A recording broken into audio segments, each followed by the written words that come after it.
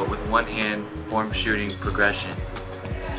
I try to have my players focus on engaging and isolating their shooting wrist, getting good backspin on the ball, and just having an overall understanding of their body movements.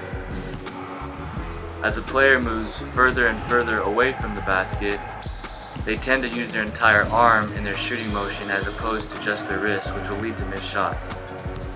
I stress that players really need to focus on relaxing their arm and isolating their wrist in order to have consistent control of the ball.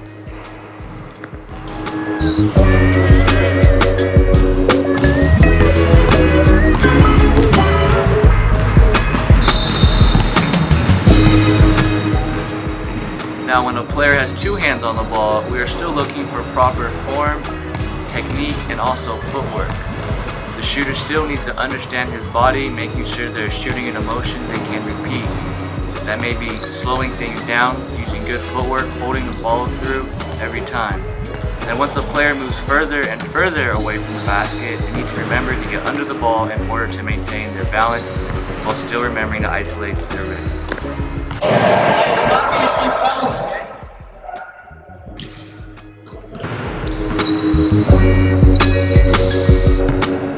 As we pick up the pace in the workout, we begin to move into more game-specific skill work.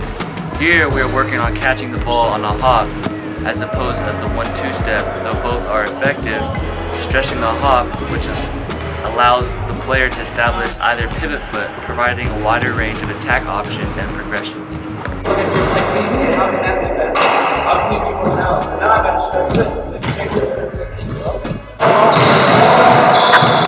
As we all know, every move has a counter. Most players don't work out with the progressive mindset.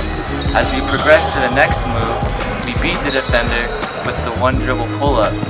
The next progression would be to attack the help side defender with one hard double move, throwing that defender and really shifting the defense body weight in a straight line, staying low and rubbing right off the defender's shoulder.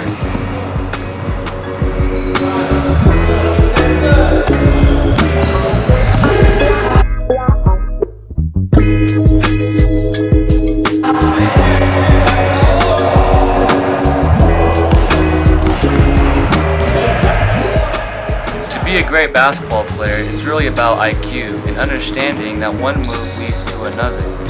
Now that we beat our defender twice with a low rip, we progress to a jab and cross.